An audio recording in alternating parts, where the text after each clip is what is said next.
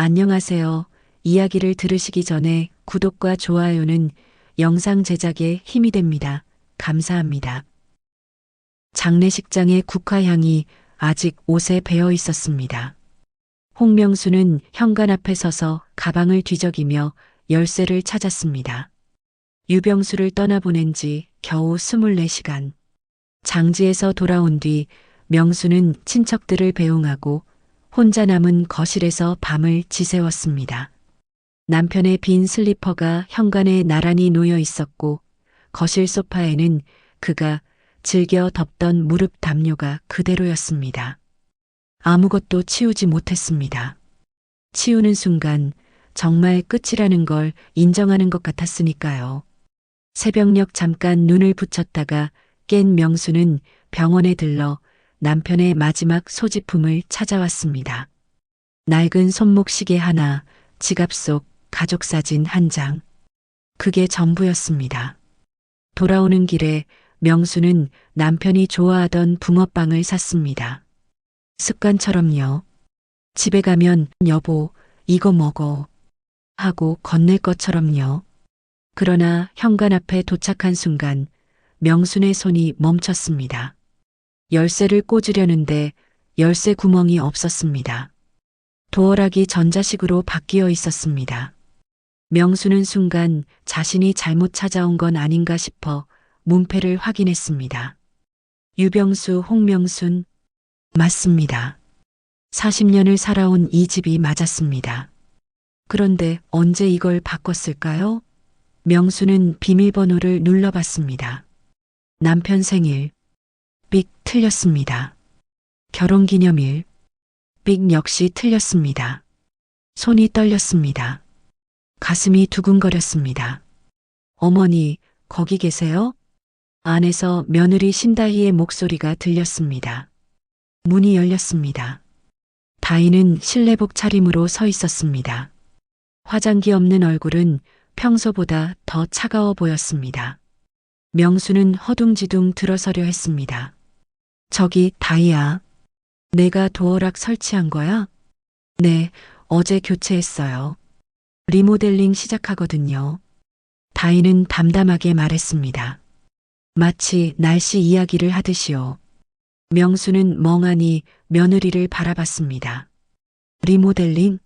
갑자기 무슨... 아버님 돌아가시고 나면 어차피 해야죠. 여기 다 낡았잖아요. 다희는 거실 쪽을 손으로 가리켰습니다. 명순이 살던 남편과 함께 가꾼 공간을 마치 낡은 가구를 보듯 훑어봤습니다. 명순의 입술이 바짝 말랐습니다. 그래도 장례 끝난 지 하루밖에. 빨리 시작할수록 좋아요. 어머니 물건은 이틀 안에 정리하세요. 명순의 귀가 웅웅거렸습니다. 무슨 말을 들은 건지 제대로 이해가 되지 않았습니다. 이틀? 40년을 살아온 집에서 이틀 안에 나가라고요? 그때 안방에서 아들 유정태가 나왔습니다. 머리를 극적이며 어머니와 눈을 마주치지 못하고 바닥만 내려다봤습니다. 엄마 미안해요. 사정이 지금 형편이 좀. 정태야, 무슨 소리야? 명순의 목소리가 떨렸습니다. 정태는 주머니에서 구겨진 종이를 꺼냈습니다. 영수증이었습니다. 고시원 월세 35만 원. 명수는 그 숫자를 멍하니 바라봤습니다. 잠깐만 거기서 지내세요. 한 달, 아니 2달이면 여기 공사 끝날 거예요. 그의 말은 힘이 없었습니다. 변명 같았습니다. 아니, 변명이었습니다. 명수는 아들의 얼굴을 보려 했지만 정태는 끝내 고개를 들지 않았습니다. 다희가 다시 입을 열었습니다. 참, 공과금이랑 공동통장도 어제 정리했어요. 이제 어머니 명의로 따로 내셔야 해요. 그리고 이거. 다희는 서류 몇 장을 내밀었습니다. 퇴거 통지서. 48시간 이내. 명순의 손이 서류를 받았지만 글자가 제대로 읽히지 않았습니다. 눈앞이 흐려졌습니다. 남편 장례식 때 입었던 검은 상복이 아직 몸에 걸쳐져 있었습니다. 상복을 벗을 겨를도 없이 집에서 쫓겨나는 겁니까? 명수는 거실을 돌아봤습니다. 저기 저 소파는 결혼 10년 차에 남편이 월급 모아서 산 거였습니다. 식탁은 아들이 초등학교 입학하던 해 장만한 것이고요. 베란다의 화분들은 명순이 20년 넘게 가꾼 것들이었습니다. 벽에 걸린 가족 사진들, 아들의 100일, 돌, 입학식, 졸업식, 남편과 손잡고 제주도 갔을 때 찍은 사진, 모든 게 여기 있었습니다. 40년의 시간이, 숨결이, 웃음이, 눈물이. 여보, 명수는 중얼거렸습니다. 남편을 불렀습니다. 대답이 없었습니다. 당연히 없었습니다. 그는 어제 땅속으로 들어갔으니까요. 명순의 다리에서 힘이 빠졌습니다. 가슴이 조여왔습니다. 숨을 쉬려 하는데 공기가 제대로 들어오지 않았습니다. 어머니, 정태가 뒤늦게 손을 뻗었지만 명수는 벽을 짚고 간신히 몸을 지탱했습니다. 받아들일 수가 없었습니다. 아니, 받아들이고 싶지 않았습니다. 이게 자식이 할 짓입니까? 남편 떠나보낸 지 하루 만에 어머니를 거리로 내모는 게 자식이 할 일입니까? 명수는 비틀거리며 현관으로 향했습니다. 그 뒤를 따라온 사람은 없었습니다. 문이 닫혔습니다. 삑 새로운 도어락의 전자음이 차갑게 울렸습니다. 명수는 계단을 내려가며 붕어빵 봉지를 내려다봤습니다. 아직 따뜻했습니다.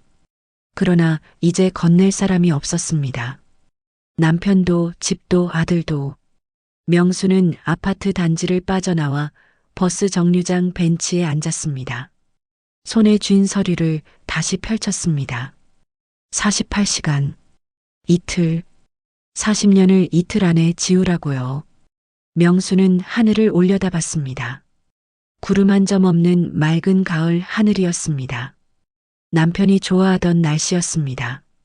여보, 이게 자식이 할 짓이야? 바람이 불어왔습니다. 대답은 없었습니다. 고시원은 건물 5층 옥상에 붙어 있었습니다. 정확히는 옥상 위에 무허가로 올린 컨테이너 같은 구조물이었습니다. 계단을 오르는 동안 명순의 숨이 가빠졌습니다. 무릎이 시큰거렸습니다. 짐은 많지 않았습니다. 캐리어 하나에 겨우 옷가지 몇 벌과 세면도구, 그리고 남편의 시계와 사진첩을 담았습니다. 40년의 삶이 20kg 가방 하나로 줄어들었습니다. 여기에요. 관리인은 끝에서 두 번째 방문을 열었습니다. 삐걱 문이 녹슨 소리를 냈습니다. 명수는 방 안을 들여다봤습니다. 2평이라고 했지만 실제로는 그보다 작아 보였습니다. 좁은 침대 하나, 작은 책상 하나, 벽에 붙은 선반 하나.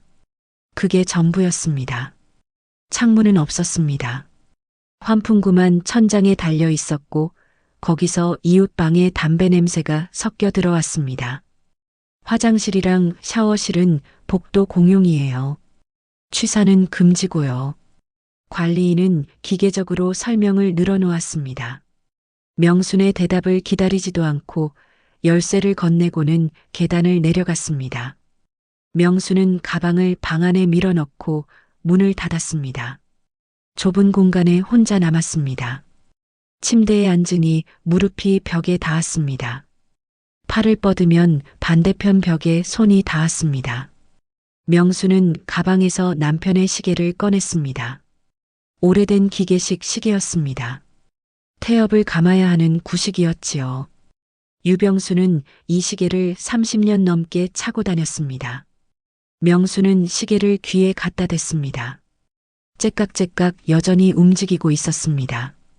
남편은 떠났지만 시계는 아직 시간을 세고 있었습니다. 여보, 나 여기 있어.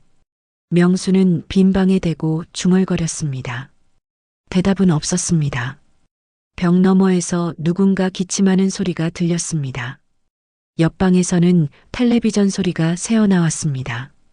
복도에서는 누군가 전화 통화를 하며 큰 소리로 다투고 있었습니다. 명수는 귀를 막고 싶었습니다. 하지만 귀를 막아도 소음은 벽을 타고 몸속으로 스며들었습니다. 매캐한 냄새가 코를 찔렀습니다. 곰팡이인지 담배인지 아니면 오래된 땀 냄새인지 알 수 없었습니다. 명수는 환풍구를 올려다 봤습니다. 먼지가 덕지덕지 붙어 있었습니다. 공기가 탁했습니다. 숨을 쉴 때마다 목이 따가웠습니다. 머리가 멍해졌습니다. 여기가 어딘지, 왜 여기 있는지 순간 잊었습니다. 아, 맞다. 쫓겨났지. 집에서, 내 집에서. 명수는 손바닥으로 얼굴을 감쌌습니다. 눈물이 나올 것 같았지만 나오지 않았습니다. 눈물조차 말라버린 것 같았습니다. 첫날 밤은 잠을 이룰 수 없었습니다. 침대 매트리스는 딱딱했고 이불에서는 낯선 세제 냄새가 났습니다. 복도의 불빛이 문틈으로 새어 들어왔습니다. 누군가 새벽 2시에 귀가해서 문을 쾅쾅 닫았습니다. 명수는 천장을 바라보며 시간을 보냈습니다.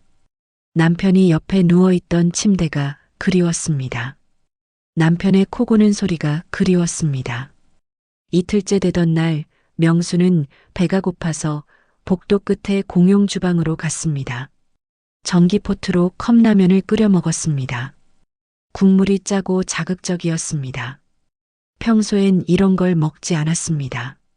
남편이 싱겁게 먹어야 한다고 늘 당부했으니까요. 그런데 이제는 상관없었습니다. 어차피 챙겨줄 사람이 없으니까요. 사흘째 명수는 몸이 이상하다는 걸 느꼈습니다. 아침에 일어나려는데 몸이 천근만근 같았습니다. 침대에서 일어나 화장실에 가려고 문을 열었습니다. 복도가 빙글빙글 돌았습니다. 벽을 짚고 간신히 공용 화장실까지 갔습니다. 거울을 보니 얼굴이 누렇게 떠 있었습니다. 눈 흰자 위도 노랗게 변해 있었습니다.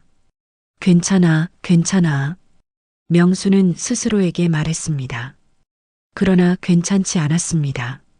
방으로 돌아오는 길에 갑자기 복통이 몰려왔습니다. 칼로 찌르는 듯한 통증이었습니다. 명수는 비명을 삼키고 바닥에 주저앉았습니다. 식은땀이 등을 적셨습니다. 시야가 흐려졌습니다. 아줌마, 아줌마. 누군가 명순을 흔들었습니다. 초점이 맞지 않는 눈으로 올려다보니 옆방 주민이었습니다. 70대로 보이는 여자였습니다. 파마머리에 형광 운동복을 입고 있었습니다. 정신 차려요. 119 불러야겠어. 아니에요, 괜찮아요. 명수는 손을 저었지만 몸이 말을 듣지 않았습니다. 그 여자는 재빨리 전화를 걸었습니다. 구급차가 온다는 말을 들으며 명수는 의식을 잃었습니다. 눈을 떴을 때는 병원 응급실이었습니다. 형광등이 눈부셨습니다. 링거가 팔에 꽂혀 있었습니다. 옆에서 아까 그 여자가 부채질을 해주고 있었습니다. 정신 드세요? 다행이다. 죄송합니다. 폐를 끼쳐서. 무슨 소리예요? 사람이 쓰러졌는데 그냥 둬요? 나 김점례예요. 옆방 사는. 점례는 환하게 웃었습니다. 주름진 얼굴이었지만 눈웃음이 따뜻했습니다. 명수는 고개를 숙였습니다. 감사하다는 말이 목에 걸렸습니다. 잠시 후 의사가 왔습니다. 젊은 남자 의사였습니다. 차트를 보며 심각한 표정을 지었습니다. 보호자분이세요? 점례가 고개를 끄덕였습니다. 의사는 한숨을 쉬었습니다. 간 기능 수치가 상당히 나쁩니다. 간경화가 많이 진행됐어요. 지금 상태로는 간이식이 필요합니다. 명순의 귀에 그 말이 천천히 들어왔습니다. 간이식. 남편 병수도 그 말을 들었습니다. 결국 수술을 받지 못하고 세상을 떠났지요. 명수는 눈을 감았습니다. 비용은 얼마나? 수술비만 5천만 원 이상입니다. 그리고 기증자를 찾아야 하고요. 의사는 조심스럽게 말했습니다. 명수는 대답하지 못했습니다. 5천만 원. 기증자, 둘 다 없었습니다. 돈도 없고 줄 사람도 없었습니다. 아들은 집에서 쫓아냈습니다. 간을 나눠달라고 할 수 있을까요? 저녁 무렵 명수는 퇴원했습니다. 점례가 부축해서 고시원까지 데려다 줬습니다. 방에 들어서자 점례는 한숨을 쉬었습니다. 아이고, 이런 데서 어떻게 사람이 살아요. 점례는 곧장 자기 방으로 가더니 냄비를 들고 왔습니다. 호박죽이었습니다. 이거라도 드세요. 든든해야 버티지. 따뜻한 죽이었습니다. 명수는 숟가락을 들었습니다. 한 숟갈 떠서 입에 넣으니 눈물이 났습니다. 짜지도 달지도 않은 그냥 담백한 맛이었습니다. 그런데 왜 이렇게 눈물이 나는지 모르겠었습니다. 천천히 드세요. 내일 또 해올게요. 점례는 명순의 등을 토닥였습니다. 그리고 조용히 방을 나갔습니다. 혼자 남은 명수는 죽을 다 먹고 빈 그릇을 내려다봤습니다. 남편의 시계가 째깍째깍 소리를 냈습니다. 사람이 늙으면 열쇠보다 가벼운 존재가 되는구나. 명수는 중얼거렸습니다. 열쇠 하나로 40년 집에서 쫓겨났습니다. 이제 명순의 무게는 35만 원짜리 2평 방만큼이었습니다. 그보다 가벼웠습니다. 어쩌면 이 빈 그릇만큼 창문 없는 방에서 밤이 왔는지도 몰랐습니다. 형광등을 끄자 어둠이 내렸습니다. 명수는 남편의 시계를 가슴에 안고 누웠습니다. 째깍째깍 시계 소리만이 어둠 속에서 명순과 함께 깨어 있었습니다. 고시원에서 일주일이 지났습니다. 명수는 하루하루를 버티듯 살았습니다. 김점례가 매일 찾아와 죽이나 국을 끓여다 줬습니다. 명수는 감사하다는 말도 제대로 하지 못했습니다. 말을 하려면 눈물이 먼저 나올 것 같았으니까요. 점례는 아무 말 없이 명순 곁에 앉아 있다가 조용히 돌아가곤 했습니다. 어느 날 오후 누군가 방문을 두드렸습니다. 점례와는 다른 리듬이었습니다.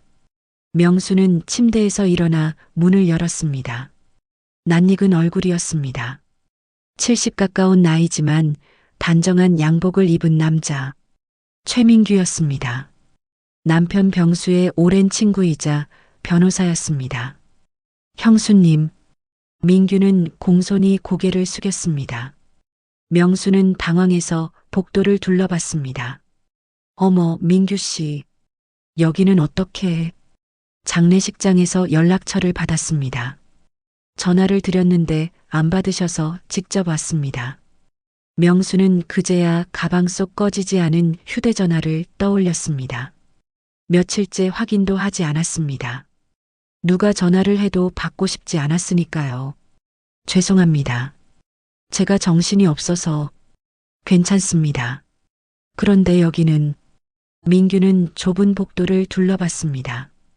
벽지가 찢어진 곳, 천장에 곰팡이 자국, 복도 끝 공용 화장실에서 새어나오는 하수구 냄새. 그는 미간을 찌푸렸습니다. 잠깐 들어오시겠어요? 명수는 부끄러웠지만 민규를 방 안으로 안내했습니다. 민규는 2평 남짓한 공간을 보고 할 말을 잃은 듯 했습니다. 명순이 침대 끝에 앉자 민규는 작은 책상 의자에 조심스럽게 앉았습니다. 형수님, 무슨 일이 있으신 겁니까? 왜 이런 곳에? 명수는 대답 대신 고개를 떨궜습니다. 말하고 싶지 않았습니다. 자식 이야기를 남에게 한다는 게 부끄러웠습니다. 민규는 더 묻지 않았습니다. 대신 가지고 온 서류 가방을 열었습니다. 형수님께 드릴 게 있습니다. 병수 형이 생전에 제게 맡기셨습니다. 민규는 두꺼운 갈색 봉투를 꺼냈습니다. A4 크기의 봉투였습니다.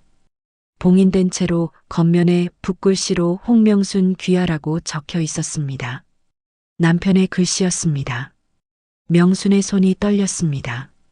이게 뭡니까? 저도 내용은 모릅니다. 형님이 내가 죽으면 형수님께 전해달라고만 하셨습니다. 장례 직후엔 드리기가 조심스러워서 일주일 정도 기다렸습니다. 민규는 봉투를 명순에게 건넸습니다. 명순은 두 손으로 받았습니다. 봉투가 묵직했습니다. 안에 뭔가 들어 있었습니다. 명순은 봉인을 뜯으려다 멈췄습니다. 뜯는 순간 남편과의 마지막 연결고리마저 끊어질 것 같았습니다. 천천히 보십시오. 제가 밖에 나가 있을까요? 아니요. 여기 계세요. 명수는 조심스럽게 봉투를 열었습니다. 안에서 먼저 나온 건 낡은 사진첩이었습니다. 가죽 표지의 오래된 앨범이었습니다. 명수는 첫 장을 넘겼습니다. 결혼 사진이 나왔습니다. 젊은 병수와 명순이 한복을 입고 서 있었습니다. 두 사람 다 얼굴이 어색하게 굳어 있었습니다. 그때는 서로를 잘 몰랐으니까요. 중매로 만나 석 달 만에 결혼했으니까요. 다음 장에는 신혼집 사진이 있었습니다. 작은 단칸방이었습니다. 병수는 공장에서 일했고 명수는 식당에서 설거지를 했습니다. 돈을 모으려고 둘 다 악착같이 일했습니다. 그 다음은 아들 정태의 백일 사진, 돌잔치 사진, 가족이 조금씩 늘어나는 사진들이었습니다. 중간쯤에서 한 장의 사진이 명순의 손을 멈추게 했습니다. 지금 살던 아파트 앞에서 찍은 사진이었습니다. 입주하던 날이었습니다. 병수가 열쇠를 들고 환하게 웃고 있었습니다. 명순도 웃고 있었습니다. 초등학생이던 정태가 그 사이에서 손을 흔들고 있었습니다. 사진 뒷면에 병수의 글씨로 적혀 있었습니다. 1995년 3월 2일.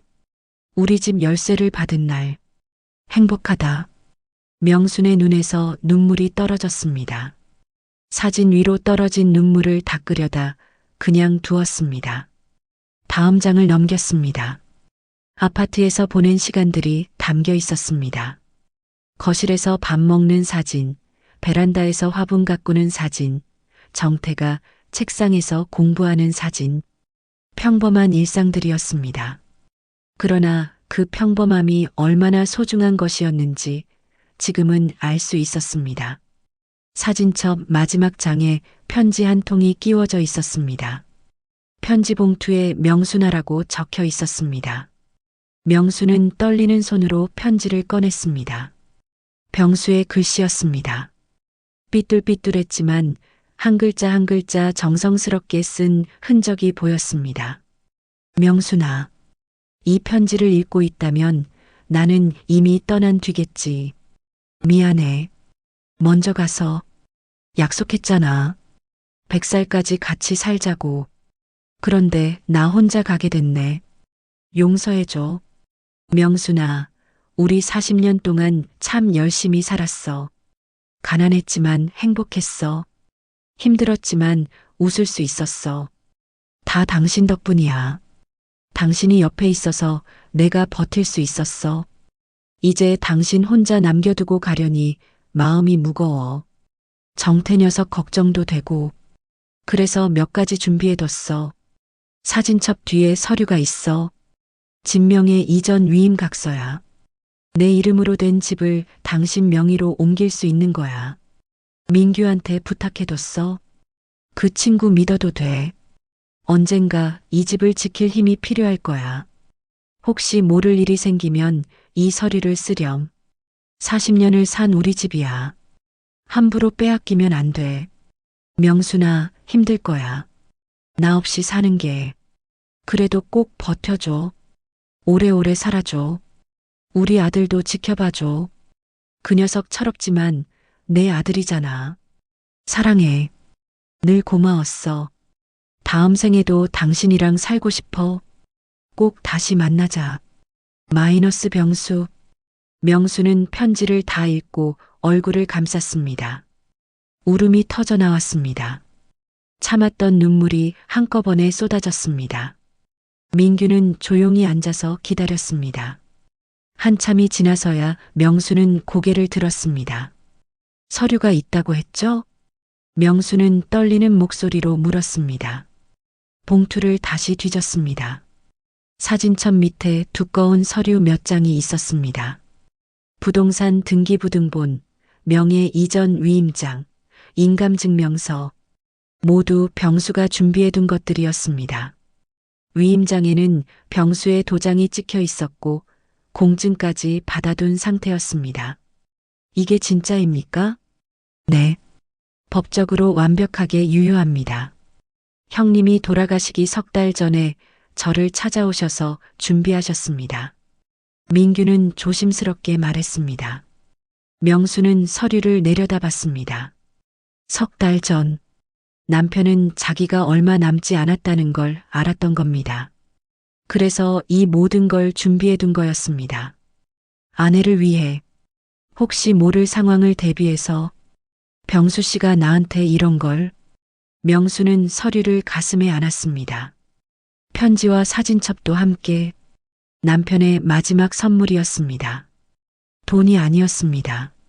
재산도 아니었습니다. 지킬 수 있는 힘이었습니다. 버틸 수 있는 무기였습니다. 형수님, 지금 무슨 일이 있으신 겁니까? 왜 이런 곳에 계십니까? 민규가 다시 물었습니다. 이번엔 명순이 대답했습니다. 떨리는 목소리로 조금씩 이야기했습니다. 장례 다음날 바뀐 열쇠, 48시간 퇴거 통지, 끊긴 공과금과 통장, 그리고 월 35만 원짜리 고시원. 다 말하고 나니 기운이 빠졌습니다. 민규는 한동안 말이 없었습니다. 그의 얼굴이 굳어졌습니다. 주먹을 쥐었다 폈다 했습니다. 형수님, 그건 불법입니다. 명백한 재산권 침해이고 노인학대에 해당합니다. 하지만 내 아들인데, 아들이라고 해서 어머니를 함부로 대해도 된다는 법은 없습니다. 민규의 목소리는 단호했습니다. 그는 서류를 다시 꼼꼼히 살폈습니다. 이 서류들로 집 명의를 형수님 앞으로 옮길 수 있습니다. 그리고 즉시 거주권 보전 신청을 하겠습니다. 형수님이 그 집에서 계속 살 권리를 법적으로 보호받는 겁니다. 그게 가능합니까? 가능합니다. 형님이 모든 걸 준비해 두셨습니다. 저만 믿으십시오. 민규는 명순의 손을 잡았습니다. 따뜻한 손이었습니다. 명순은 고개를 끄덕였습니다. 남편이 남긴 마지막 선물. 단순한 추억이 아니었습니다. 법적 장치였습니다. 사랑의 증거였습니다. 감사합니다, 민규 씨. 천만에요. 형님과의 약속입니다. 민규는 서류를 챙겨 가방에 넣었습니다. 그리고 명함을 꺼내 명순에게 건넸습니다. 앞으로 무슨 일이 있으면 바로 연락하십시오. 밤이든 낮이든 상관없습니다. 명순은 명함을 받았습니다. 민규가 떠난 뒤 명수는 혼자 남은 방에서 편지를 다시 읽었습니다. 언젠가 이 집을 지킬 힘이 필요할 거야. 남편은 알고 있었던 겁니다. 명순에게 이런 날이 올 거라는 걸. 여보, 고마워. 명수는 편지를 입술에 갖다 댔습니다. 남편의 체온은 느껴지지 않았습니다. 하지만 사랑은 느껴졌습니다. 40년을 함께한 사랑. 죽어서도 아내를 지키려는 사랑. 창문 없는 방이었지만 그날은 빛이 들어오는 것 같았습니다. 신다희는 거실 소파에 앉아 휴대전화를 들여다보고 있었습니다. 화면에는 은행 앱이 떠 있었습니다. 잔액은 고작 140만 원. 카드 대금 결제일은 일주일 남았고 고시원 월세는 이미 냈습니다. 남은 돈으로는 한 달을 버티기도 빠듯했습니다. 도대체 그 노인네가 어디서 돈을 구하는 거야? 다희는 중얼거렸습니다. 시어머니 홍명순이 고시원으로 쫓겨난 지 열흘이 지났습니다. 당연히 생활고에 시달릴 거라 생각했습니다. 구걸하러 돌아올 거라 예상했습니다. 그런데 명수는 나타나지 않았습니다. 오히려 며칠 전 우연히 병원 앞에서 목격했을 때 명수는 병원비를 현금으로 내고 있었습니다. 얼마인지는 보이지 않았지만 두툼한 봉투였습니다. 정태야. 다희는 남편을 불렀습니다. 유정태는 안방에서 나왔습니다. 머리를 긁적이며 멍한 얼굴이었습니다. 요즘 그는 늘 그런 표정이었습니다. 어머니를 쫓아낸 뒤로 잠을 제대로 못 자는 것 같았습니다. 왜? 어머니, 뭔가 숨기신 것 같아. 무슨 소리야? 정태는 소파에 털썩 앉았습니다. 다희는 휴대전화를 그에게 보여줬습니다. 인터넷 검색 화면이었습니다. 노인 긴급복지 지원, 기초생활수급자 신청, 무료진료 같은 단어들이 검색 기록에 남아 있었습니다. 내가 알아봤어. 어머니가 받을 수 있는 지원금은 기껏해야 월 50만 원 정도야. 고시원 월세만 35만 원인데 어떻게 병원비까지 내? 게다가 현금으로? 정태는 대답하지 않았습니다. 다희는 조금 더 목소리를 높였습니다. 아버지가 뭔가 남겨놓으신 거 아니야? 통장이나 보험 같은 거? 아버지 통장은 다 정리했잖아. 장례비 쓰고 남은 거 없어. 그럼 현금? 집 어딘가에 숨겨놓은 돈? 다희의 눈이 번뜩였습니다. 정태는 고개를 저었습니다. 그런 거 없어. 우리 아버지 그런 분 아니야. 사람 일은 모르는 거야. 혹시 몰라. 다희는 벌떡 일어났습니다. 안방으로 가더니 옷장을 열기 시작했습니다. 시아버지가 쓰던 옷장이었습니다. 양복, 와이셔츠, 넥타이. 하나하나 꺼내서 주머니를 뒤졌습니다. 아무것도 나오지 않았습니다. 다희는 신발장도 뒤지고 서랍도 열어봤습니다. 다희야, 그만해. 정태가 말렸지만 다희는 멈추지 않았습니다. 부엌 찬장, 베란다 수납함, 심지어 냉장고 뒤까지 뒤졌습니다. 1시간을 뒤진 끝에 다희는 지쳐서 바닥에 주저앉았습니다. 아무것도 없네. 그러게 말했잖아. 정태는 한숨을 쉬었습니다. 그러나 다희는 쉽게 포기하지 않았습니다. 그럼 어머니한테 직접 물어봐야겠어. 뭐라고? 당신이 가. 어머니한테 돈이 어디서 나는지 물어보라고. 그게 쉽게 물어볼 일이야? 정태는 난처한 표정을 지었습니다. 다희는 남편을 똑바로 쳐다봤습니다. 우리 빚이 얼마야? 3천만 원이야. 당신 사업 실패하고 카드값에 대출이자에. 이번 달도 못 갚으면 신용불량자야. 그런데 어머니는 돈이 있어. 그 돈 일부라도 우리가 쓸 수 있으면. 그건 엄마 돈이잖아. 정태가 소리쳤습니다. 다희는 눈을 가늘게 떴습니다. 어머니 돈이 결국 누구 거야? 당신 거잖아.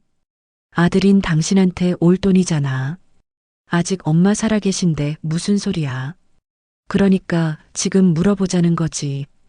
뭘 숨기고 계신지. 정태는 대답하지 못했습니다. 양심이 찔렸습니다.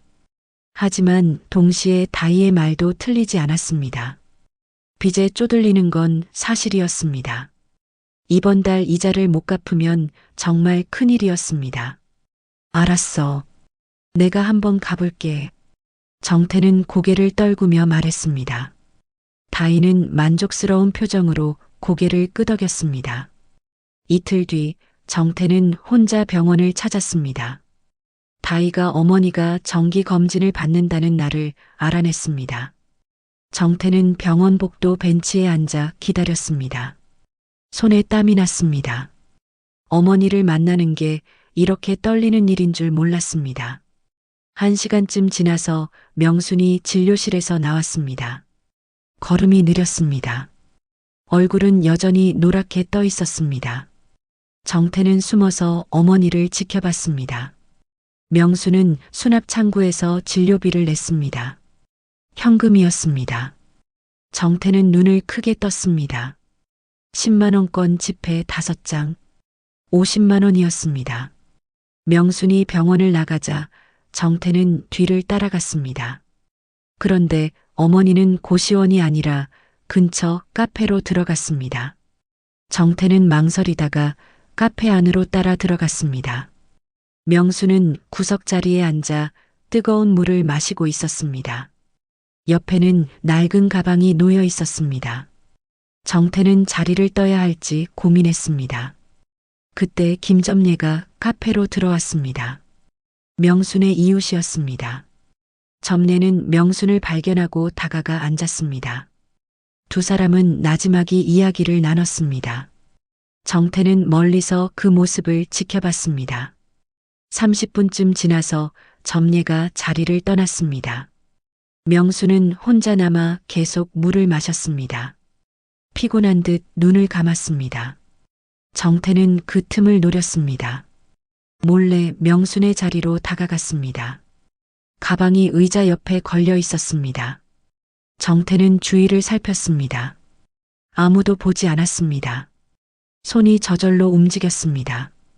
가방 지퍼를 살짝 열었습니다. 안에 서류 봉투가 보였습니다. 정태는 봉투를 꺼내려 했습니다. 그 순간 명순이 눈을 떴습니다. 정태야? 정태는 화들짝 놀라 손을 걷었습니다. 명수는 아들을 멍하니 바라봤습니다. 정태는 아무 말도 하지 못했습니다. 입술이 떨렸습니다. 너 지금 뭐 하는 거니? 명순의 목소리는 조용했습니다. 하지만 그 안에 담긴 슬픔이 정태의 가슴을 찔렀습니다. 정태는 뒤로 물러났습니다. 저기 엄마 나는 가방을 뒤지려고 했구나. 명수는 천천히 가방을 집어 무릎 위에 올렸습니다. 정태는 얼굴이 화끈거렸습니다. 부끄러웠습니다. 아니, 부끄러움을 넘어 비참했습니다. 엄마, 그게 아니라. 됐다. 가거라. 명수는 더 이상 아들을 보지 않았습니다. 고개를 돌렸습니다. 정태는 입을 열었다 닫았습니다. 할 말이 없었습니다. 변명할 수도 없었습니다. 그는 카페를 나왔습니다. 밖에서 다이가 기다리고 있었습니다. 정태가 나오자 다가왔습니다. 어떻게 됐어? 뭐 찾았어? 정태는 대답 대신 고개를 저었습니다. 다이는 혀를 찼습니다. 즉, 쓸모없네. 두 사람은 집으로 돌아왔습니다. 그날 밤 다이는 잠들지 못했습니다. 시어머니가 분명 뭔가 숨기고 있었습니다. 돈인지, 통장인지, 부동산 서류인지 뭔가 있었습니다. 그걸 찾아야 했습니다. 한편 명수는 카페에서 나와 공중전화로 최민규에게 전화를 걸었습니다. 민규 씨, 저예요. 정태가 아들이 제 가방을 뒤지려 했어요. 전화 너머로 민규의 한숨이 들렸습니다. 형수님, 더 이상 혼자 다니시면 안 됩니다. 제가 지금 가겠습니다. 다음 날 아침 민규는 법원에 명예보호 신청서를 제출했습니다. 홍명순의 재산에 대한 일체의 처분 행위를 금지하는 가처분 신청이었습니다. 동시에 유정태와 신다희를 상대로 한 재산권 침해 경고장도 발송했습니다. 며칠 뒤 정태의 휴대전화로 내용 증명이 도착했습니다. 변호사 명의의 공문이었습니다. 정태는 서류를 읽으며 얼굴이 파래졌습니다. 다희야 이거. 다희도 서류를 읽었습니다. 그녀의 얼굴도 굳어졌습니다. 법적 조치, 재산권 보호, 노인학대 신고 가능성, 무거운 단어들이 나열되어 있었습니다. 저 늙은이가 변호사를 붙였어? 다희는 서류를 구겼습니다. 정태는 소파에 주저앉았습니다. 갈등은 이제 가족의 영역을 넘어섰습니다. 법의 영역으로 들어왔습니다. 돌이킬 수 없는 선을 넘은 것입니다. 그날 밤 정태는 창밖을 바라봤습니다. 어둠 속에서 아버지의 얼굴이 떠올랐습니다. 실망한 표정이었습니다. 정태는 눈을 감았습니다. 하지만 아버지의 얼굴은 사라지지 않았습니다. 내용 증명을 받은 지 사흘째 되던 날 저녁 고시원 복도에 낯선 발소리가 울렸습니다. 명수는 방 안에서 저녁을 먹고 있었습니다. 김점례가 해온 된장찌개였습니다. 국물이 따뜻했습니다. 명수는 숟가락을 입에 가져가다 멈췄습니다. 복도의 발소리가 자기 방 앞에서 멈춰 섰습니다. 똑똑똑. 문을 두드리는 소리였습니다. 명수는 숟가락을 내려놓았습니다. 가슴이 두근거렸습니다. 누군지 알 것 같았습니다. 전에는 이렇게 두드리지 않았습니다. 민규도 미리 전화를 했습니다. 어머니 계세요? 신다희의 목소리였습니다. 명수는 대답하지 않았습니다. 다시 문을 두드리는 소리가 들렸습니다. 이번엔 더 세게. 어머니, 저희예요. 문 좀 열어주세요. 이번엔 유정태의 목소리였습니다. 명수는 침대 끝에 앉아서 문을 바라봤습니다. 열어야 할까요? 아니면 그냥 있어야 할까요? 손이 떨렸습니다. 어머니, 이야기 좀 해요. 중요한 일이에요. 다희의 목소리는 다급했습니다. 명수는 천천히 일어났습니다. 문 쪽으로 다가갔습니다. 문고리에 손을 얹었습니다. 한숨을 한 번 쉬고 문을 열었습니다. 복도에 며느리와 아들이 나란히 서 있었습니다. 다희는 명품 핸드백을 들고 있었습니다. 정태는 두 손을 주머니에 넣은 채 바닥만 내려다보고 있었습니다. 두 사람 다 얼굴이 굳어 있었습니다. 무슨 일이니? 명수는 조용히 물었습니다. 다희가 먼저 입을 열었습니다. 어머니, 변호사한테서 이상한 서류를 받았어요. 이게 무슨 일이에요? 다희는 가방에서 구겨진 내용 증명을 꺼내 흔들었습니다. 명수는 그것을 물끄러미 바라봤습니다. 이상한 게 아니야. 필요한 조치였어. 필요한 조치라니요? 우리가 뭘 잘못했다고요? 다희의 목소리가 높아졌습니다. 옆방에서 인기척이 들렸습니다. 누군가 복도로 나올 것 같았습니다. 명수는 한숨을 쉬었습니다. 들어오렴. 복도에서 이야기할 일은 아니니까. 명수는 좁은 방으로 두 사람을 들였습니다. 정태와 다희는 두 평 남짓한 공간을 둘러봤습니다.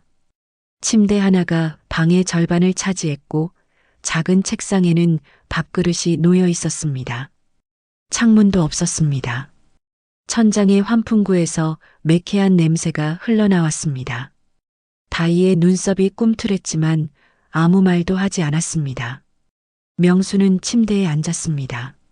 정태와 다희는 서 있었습니다. 앉을 자리가 없었으니까요. 좁은 방에 세 사람이 들어서니 숨이 막힐 것 같았습니다. 어머니, 이제 숨기지 마세요. 다희가 말을 꺼냈습니다. 명수는 고개를 들어 며느리를 바라봤습니다. 뭘 숨겼다는 거니? 아버님이 남기신 거 있죠? 돈이든 서류든 뭐든.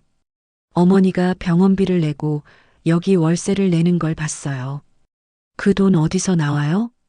다희의 눈빛이 날카로웠습니다. 명수는 잠시 침묵했습니다. 그리고 담담하게 대답했습니다. 내 돈이야. 내가 어떻게 쓰든 상관없는 일이지. 상관없는 일이 아니에요. 그 집은 우리 권리예요. 아버님이 돌아가셨으니 당연히 상속받아야 하는 거 아니에요? 명순의 손이 무릎 위에서 움켜쥐어졌습니다. 권리, 상속, 아들 부부의 입에서 나온 단어들이었습니다. 남편이 죽은 지 한 달도 안 됐는데 벌써 재산 이야기를 하고 있었습니다. 내가 살아있는데 무슨 상속이야.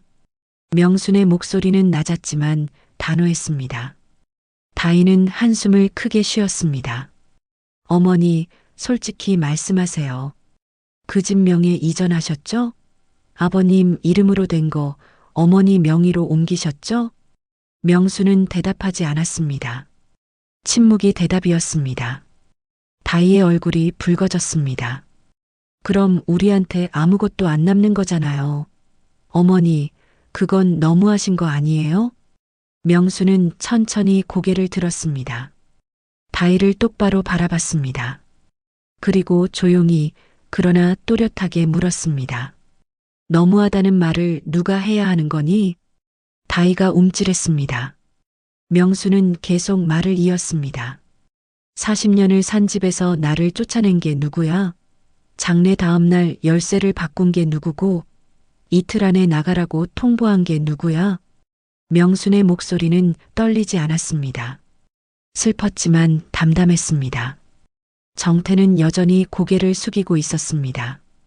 어머니와 눈을 마주칠 수 없었습니다. 다희는 잠시 말문이 막혔다가 다시 입을 열었습니다. 그건 우리도 사정이 있었어요. 리모델링 때문에. 거짓말은 하지 마. 명순이 조용히 말을 잘랐습니다.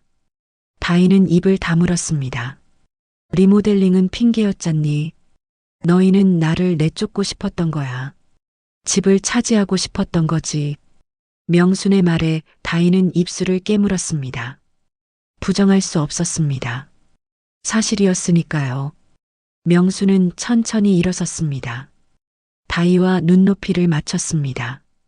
그 집은 내 집이야. 내 남편이랑 40년을 산 집이야. 너희가 함부로 가져갈 수 없어. 하지만 법적으로도 내 거야. 내 남편이 나한테 준 거야. 명수는 침대 옆 가방을 집어들었습니다. 지퍼를 열어 서류 봉투를 꺼냈습니다. 부동산 등기부등본과 명예 이전 서류였습니다. 다희의 눈이 커졌습니다. 저게 바로 자기가 찾던 것이었습니다. 이게 뭐예요? 다희가 손을 뻗었습니다. 명수는 재빨리 서류를 가슴에 안았습니다. 다희는 명순의 팔을 붙잡았습니다. 그거 보여주세요. 우리도 볼 권리 있어요. 손 놔. 명순이 말했습니다. 그러나 다희는 놓지 않았습니다. 오히려 더 세게 잡아당겼습니다. 두 사람이 서류를 사이에 두고 실랑이를 벌였습니다. 정태는 그 모습을 멍하니 바라만 봤습니다. 움직이지 못했습니다. 손도 발도 입도. 다희야, 그만해. 정태가 작게 중얼거렸지만 목소리는 두 사람에게 닿지 않았습니다. 아니, 닿으려 하지 않았는지도 모릅니다. 그때 복도에서 빠른 발소리가 들렸습니다. 방문이 벌컥 열렸습니다. 최민규였습니다. 그 뒤로 김점례도 따라 들어왔습니다. 점례가 소동 소리를 듣고 민규에게 급히 연락한 것이었습니다. 당장 손을 떼시오. 민규의 목소리가 좁은 방을 가득 채웠습니다.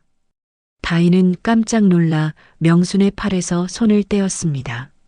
민규는 명순과 다희 사이에 섰습니다. 점례는 재빨리 명순의 팔을 붙잡아 뒤로 물러서게 했습니다. 누구세요? 다희가 물었습니다. 민규는 가방에서 명함을 꺼내 건넸습니다. 변호사 최민규입니다. 홍명순 여사의 법률 대리인입니다. 정태는 명함을 받아들고 얼굴이 창백해졌습니다. 변호사, 법률 대리인. 어머니가 혼자가 아니었습니다. 누군가 어머니를 지키고 있었습니다. 이건 명백한 재산권 침해입니다. 민규는 차갑게 말했습니다. 다희는 한 걸음 뒤로 물러섰습니다. 우리는 그냥 이야기하러 온 것뿐이에요. 이야기요? 제가 본 건 강제로 서류를 빼앗으려는 시도였습니다. 이건 절도 미수에 해당합니다. 절도라니요. 우리가 뭘 훔쳐요. 다희의 목소리가 높아졌습니다. 민규는 흔들리지 않았습니다. 타인의 소유물을 동의 없이 가져가려 한 행위입니다. 특히 노인을 상대로 한 범죄는 가중처벌 대상입니다. 정태는 아무 말도 하지 못했습니다. 다희는 입술을 떨었습니다. 민규는 서류 가방에서 또 다른 문서를 꺼냈습니다. 이미 법원에 거주권 보전 신청을 했습니다. 홍명순 여사는 해당 주택에 거주할 법적 권리가 있습니다. 무단으로 출입을 막거나 열쇠를 교체한 행위는 명백한 불법입니다. 그건 다희가 말을 더듬었습니다. 민규는 계속했습니다. 그리고 공과금과 계좌를 일방적으로 해지한 것도 경제적 학대에 해당합니다. 원하신다면 고소도 가능합니다. 명수는 뒤에서 조용히 서 있었습니다. 점례가 그녀의 손을 잡아주었습니다. 따뜻한 손이었습니다.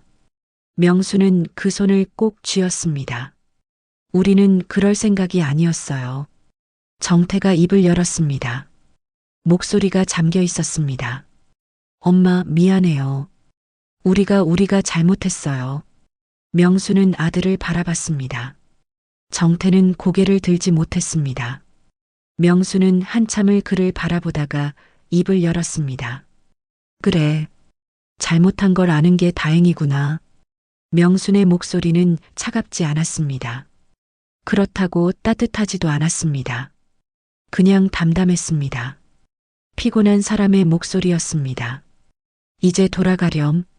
할 말은 다 한 것 같구나. 다희는 뭔가 더 말하고 싶은 듯 했지만 민규의 차가운 시선이 그녀를 막았습니다. 정태는 어머니를 한 번 더 바라봤습니다. 그리고 고개를 숙인 채 방을 나갔습니다. 다희도 그 뒤를 따랐습니다. 복도에 두 사람의 발소리가 멀어졌습니다. 계단을 내려가는 소리가 들렸습니다. 그리고 건물 입구문이 닫히는 소리. 완전히 조용해졌습니다. 명수는 침대에 주저앉았습니다. 손이 떨렸습니다. 온몸에 힘이 빠졌습니다. 점례가 옆에 앉아 등을 토닥였습니다. 괜찮아요. 이제 괜찮아요. 민규는 창문 없는 방을 둘러봤습니다. 한숨을 쉬었습니다. 형수님, 이제 집으로 돌아가셔야 합니다. 법적 절차는 제가 마무리하겠습니다. 일주일 안에 다시 들어가실 수 있을 겁니다. 명수는 고개를 끄덕였습니다. 그러나 무언가 무거운 것이 가슴을 짓눌렀습니다. 집으로 돌아간다. 법적으로는 이겼다. 하지만 이긴 게 맞을까요? 아들과의 관계는 이미 돌이킬 수 없을 만큼 깨져버린 것 같았습니다. 그날 밤 명수는 잠들지 못했습니다. 남편의 시계를 귀에 대고 누웠습니다. 째깍째깍 시계 소리가 어둠 속에서 울렸습니다. 문은 닫혔지만 마음의 문도 함께 닫혀버린 것 같았습니다. 며느리 부부가 다녀간 지 사흘째 되던 날, 명수는 일어날 수 없었습니다. 아침에 눈을 떴는데 몸이 움직이지 않았습니다. 팔다리가 천근처럼 무거웠습니다. 침대에서 일어나려고 힘을 주는데 현기증이 몰려왔습니다. 천장이 빙글빙글 돌았습니다. 점례 씨. 명수는 작게 불렀지만 목소리는 벽을 넘지 못했습니다. 기침이 나왔습니다. 마른 기침이었습니다. 목구멍이 따갑고 입안이 쓴맛이었습니다. 손을 입에 갖다 댔더니 손바닥에 뭔가 묻어 있었습니다. 핏기가 섞인 가래였습니다. 명수는 휴대전화를 찾으려 손을 뻗었습니다. 그러나 전화기는 책상 위에 있었습니다. 손이 닿지 않았습니다. 침대에서 내려가려 했지만 다리에 힘이 들어가지 않았습니다. 그대로 바닥에 주저앉았습니다. 차가운 바닥이 뺨에 닿았습니다. 얼마나 시간이 지났을까요? 복도에서 발소리가 들렸습니다. 김점례의 발소리였습니다. 명수는 그 소리를 알아들을 수 있었습니다. 점례가 문을 두드렸습니다. 명순 씨, 아침 드셨어요? 국 끓여왔어요. 대답이 없자 점례는 다시 문을 두드렸습니다. 여전히 대답이 없었습니다. 점례는 문고리를 돌렸습니다. 다행히 잠겨 있지 않았습니다. 문이 열렸습니다. 아이고, 명순 씨. 점례는 바닥에 쓰러진 명순을 발견하고 냄비를 내려놓았습니다. 재빨리 명순에게 다가가 몸을 흔들었습니다. 정신 차려요. 명순 씨. 명순은 희미하게 눈을 떴습니다. 초점이 맞지 않았습니다. 점례의 얼굴이 흐릿하게 보였습니다. 점례 씨 미안해요. 미안하긴요. 119 불러야겠어요. 점례는 명순의 휴대전화를 집어들었습니다. 손이 떨렸습니다. 119를 눌렀습니다. 구급차가 온다는 말을 들으며 점례는 명순의 손을 꼭 잡았습니다. 손이 얼음장처럼 차가웠습니다. 조금만 버텨요. 곧 올 거예요. 명수는 고개를 끄덕이려 했지만 힘이 없었습니다. 눈꺼풀이 무거웠습니다. 감기고 싶었습니다. 그냥 이대로 눈을 감으면 편할 것 같았습니다. 남편이 있는 곳으로 갈 수 있을 것 같았습니다. 구급차가 도착했습니다. 구급대원들이 명순을 들것에 옮겼습니다. 점례는 그 옆을 따라 병원으로 갔습니다. 응급실에서 의사들이 명순을 진찰했습니다. 주치의 임재영이 급히 달려왔습니다. 검사 결과를 보고 그의 얼굴이 굳어졌습니다. 간부전이 진행되고 있습니다. 즉시 입원해야 합니다. 점례는 복도 벤치에 앉아서 떨리는 손으로 휴대전화를 꺼냈습니다. 명순의 전화기 연락처를 뒤졌습니다. 정태라고 저장된 번호가 있었습니다. 점례는 한참을 망설였습니다. 며칠 전 고시원에서 벌어진 일을 생각하면 전화하고 싶지 않았습니다. 하지만 이건 생명이 달린 문제였습니다. 점례는 번호를 눌렀습니다. 신호음이 울렸습니다. 한참 만에 정태가 전화를 받았습니다. 여보세요? 유정태 씨죠? 저 김점례예요. 어머니 옆방에 사는. 아네. 무슨 일이세요? 정태의 목소리는 조심스러웠습니다.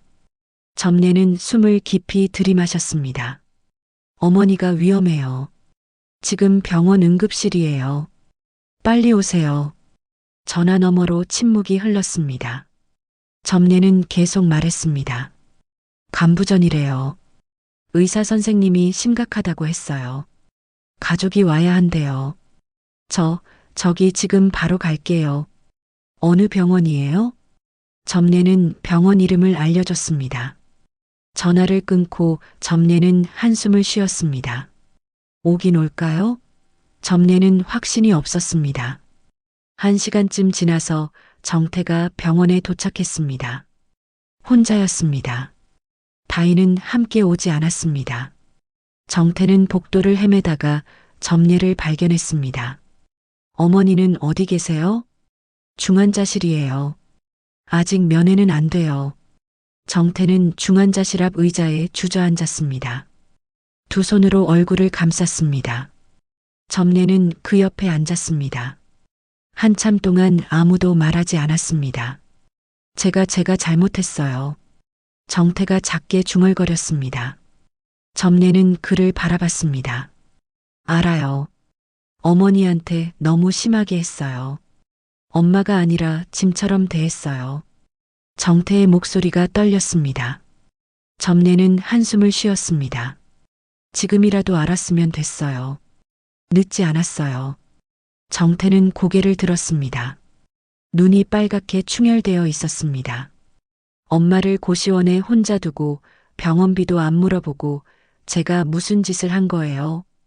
그때 정태의 머릿속에 어린 시절 기억이 떠올랐습니다. 초등학교 3학년 때였습니다. 정태는 심한 폐렴에 걸려 입원했습니다. 일주일 동안 병원에 누워 있었습니다. 아버지 병수는 공장에서 일하느라 낮에는 올 수 없었습니다. 그래서 어머니 명순이 매일 병원에 왔습니다. 새벽부터 식당에서 일하고 오후에 병원에 와서 정태 곁을 지켰습니다.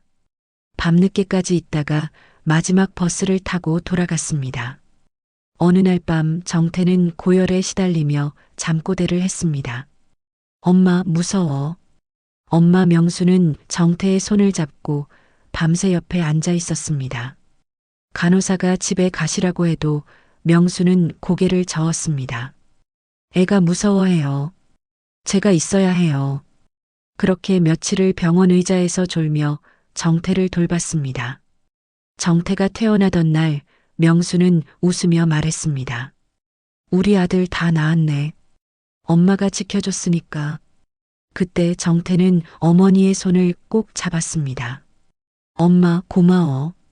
나중에 내가 엄마 아프면 간호해줄게. 그 약속을 잊었습니다. 아니, 잊은 게 아니라 외면했습니다.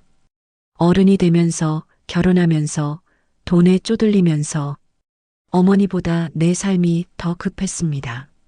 어머니의 고통보다 내 빚이 더 무거웠습니다. 선생님, 정태는 복도를 지나가던 임재영을 불렀습니다. 임재영은 멈춰섰습니다. 환자 보호자신가요? 네, 아들입니다. 어머니 상태가 어떻습니까? 임재영은 차트를 들여다보며 한숨을 쉬었습니다. 솔직히 말씀드리면 좋지 않습니다. 간 기능이 거의 멈췄어요. 이식이 필요합니다. 빨리요. 이식이요. 제가 할 수 있을까요? 정태의 목소리가 떨렸습니다.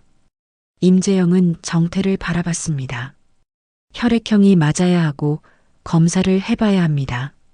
시간이 얼마 없습니다. 검사해 주세요. 제발이요. 이번엔 제가 아들이 되고 싶어요. 정태는 고개를 숙였습니다. 임재영은 고개를 끄덕였습니다. 알겠습니다. 지금 바로 검사 시작하겠습니다. 그날부터 정태는 병원에서 각종 검사를 받았습니다. 혈액 검사, CT, MRI. 다행히 혈액형은 맞았습니다. 간 상태도 건강했습니다. 기증이 가능했습니다. 일주일 뒤 임재영은 정태를 불러 결과를 알려줬습니다. 이식 가능합니다. 수술 날짜를 잡겠습니다. 정태는 고개를 숙여 감사 인사를 했습니다. 임재영은 진지하게 말했습니다. 수술은 쉽지 않습니다. 공여자도 위험이 있습니다. 확실합니까? 네. 제 어머니니까요. 정태의 대답은 확고했습니다. 임재영은 미소 지었습니다. 좋은 아드님이시네요. 정태는 씁쓸하게 웃었습니다. 좋은 아들은 아니었습니다. 이제야 아들 노릇을 하려는 것뿐이었습니다. 명순이 의식을 되찾은 건 며칠 뒤였습니다. 중환자실 침대에 누워 눈을 뜨니 하얀 천장이 보였습니다. 옆에서 누군가 손을 잡고 있었습니다. 고개를 돌리니 정태였습니다. 며칠 동안 씻지 못한 듯 얼굴이 수척했습니다. 수염도 덥수룩했습니다. 엄마. 정태는 어머니가 눈을 뜬 걸 보고 눈물을 흘렸습니다. 명수는 아들을 바라봤습니다. 말을 하려 했지만 목소리가 나오지 않았습니다. 엄마, 미안해요. 정말 미안해요. 정태는 어머니의 손을 이마에 갖다 댔습니다. 뜨거운 눈물이 명순의 손등에 떨어졌습니다. 제가 형편없는 아들이었어요. 용서해 주세요. 명수는 천천히 손을 들어 아들의 머리를 쓰다듬었습니다. 힘은 없었지만 따뜻했습니다. 정태는 더 크게 울었습니다. 며칠 뒤 최민규가 병원을 찾아왔습니다. 명순의 병실에 들어서며 안도의 한숨을 쉬었습니다. 형수님 깨어나셨다니 다행입니다. 민규 씨 고마워요. 명순의 목소리는 여전히 약했습니다. 민규는 의자에 앉아 서류 가방을 열었습니다. 법적 절차는 모두 정리했습니다. 집 명의도 형수님 앞으로 완전히 이전됐고 거주권도 보호받습니다. 정태가 간을 준대요. 명순이 말했습니다. 민규는 고개를 끄덕였습니다. 들었습니다. 늦었지만 아들 노릇을 하려나 봅니다. 그래요. 늦었지만 다행이에요. 명수는 창밖을 바라봤습니다.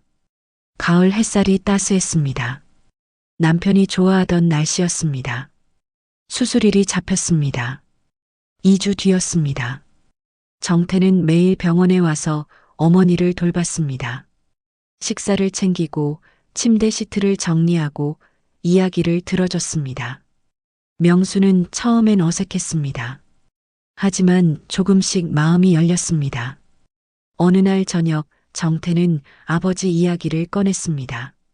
엄마, 아버지가 그 서류를 준비하신 걸 알았어요? 몰랐어. 아버지는 다 아셨던 거예요. 제가 어떤 사람인지. 정태는 고개를 숙였습니다. 명수는 아들의 손을 잡았습니다. 내 아버지는 너를 믿었어.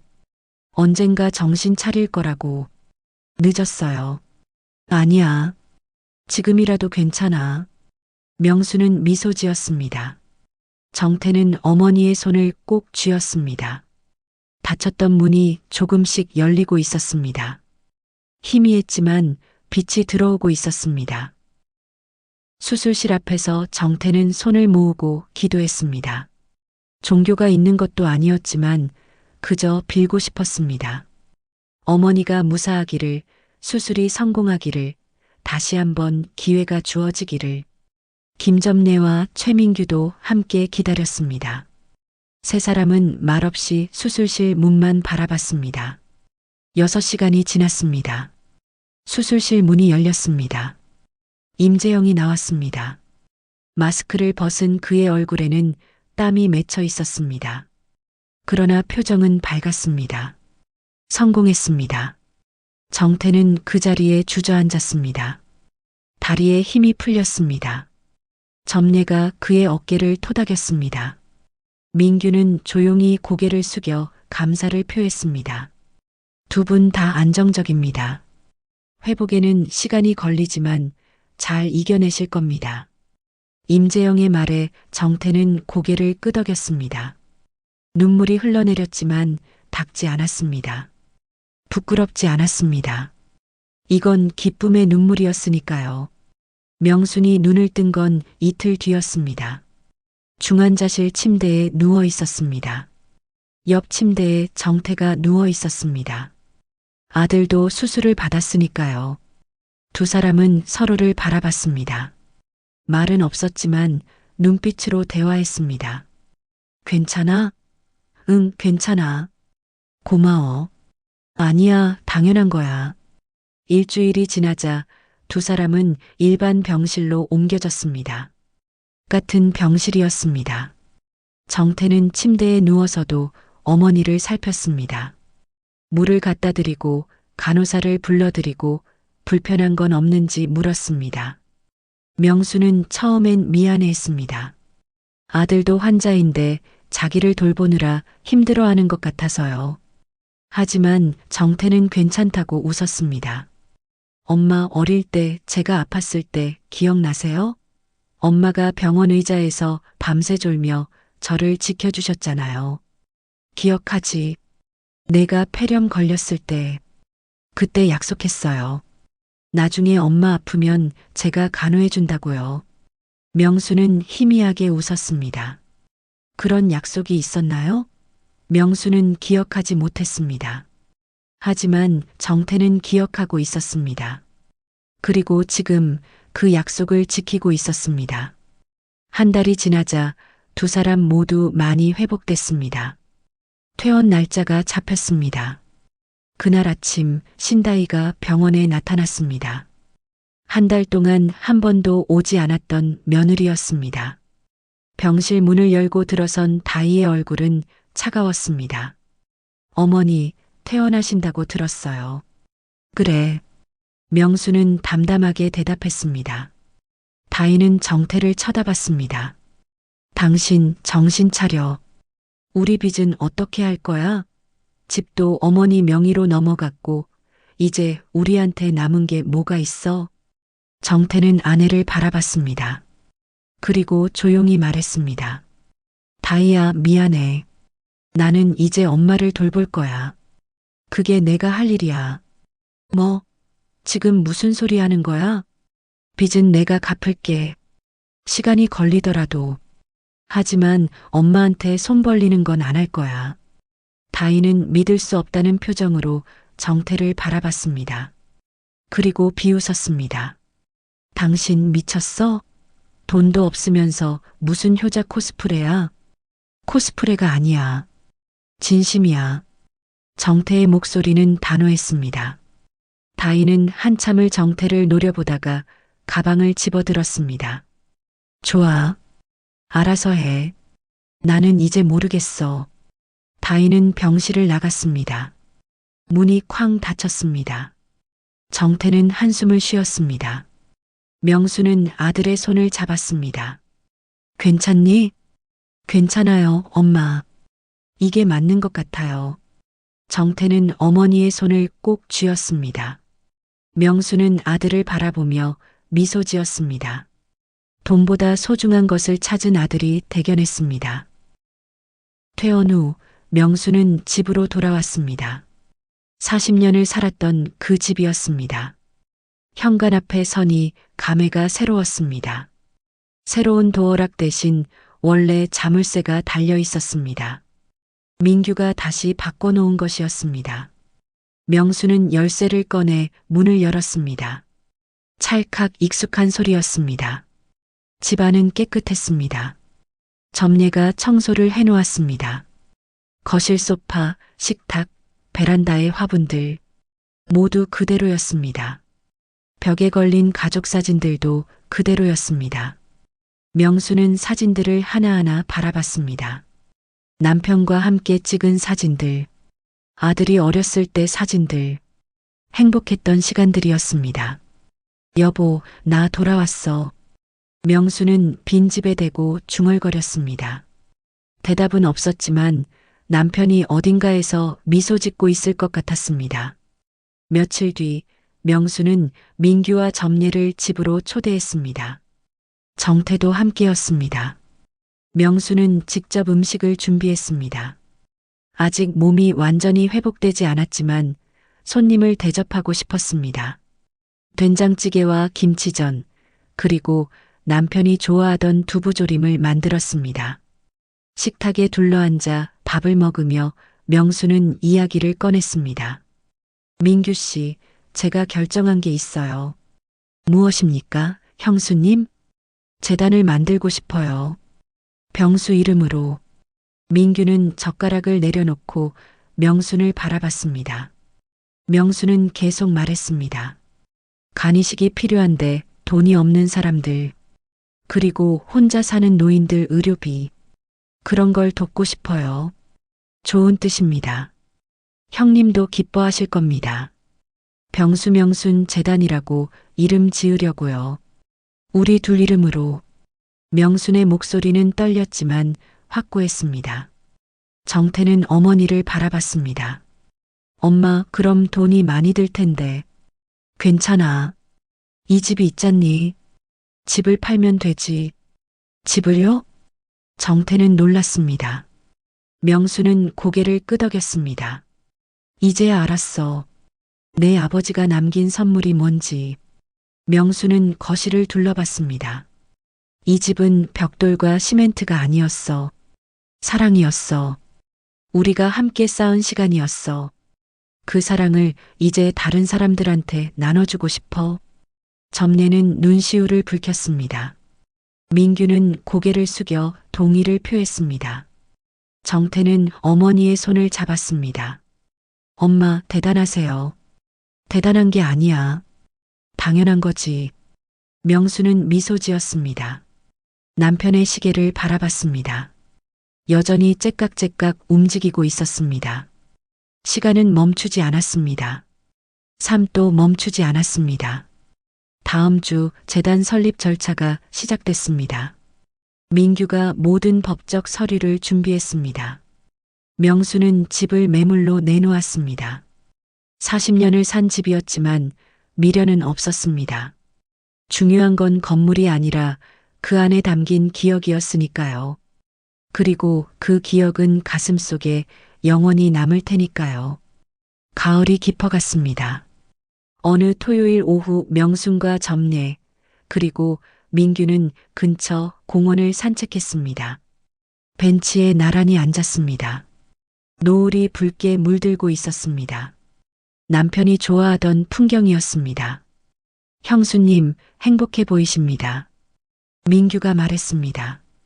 명수는 고개를 끄덕였습니다. 그래요. 행복해요. 무엇 때문에 행복하세요? 점례가 물었습니다.